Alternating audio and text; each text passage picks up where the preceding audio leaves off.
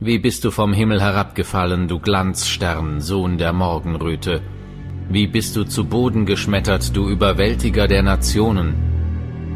Viele Denker haben versucht, den Ursprung des Bösen zu erklären. Einige behaupten, dass das Böse schon immer existiert hat, weil ihrer Meinung nach das Gute nur im Gegensatz zum Bösen wertgeschätzt werden kann.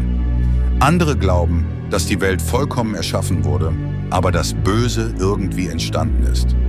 In der griechischen Mythologie zum Beispiel nahm das Böse seinen Anfang, als die neugierige Pandora eine versiegelte Büchse öffnete, aus der alles Böse der Welt entwich.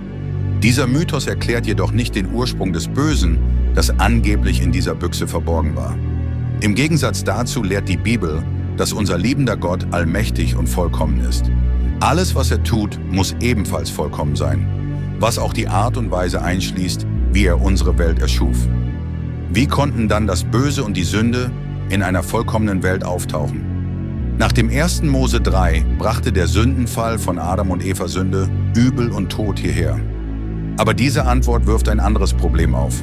Schon vor dem Sündenfall gab es das Böse, manifestiert durch die Schlange, die Eva verführte.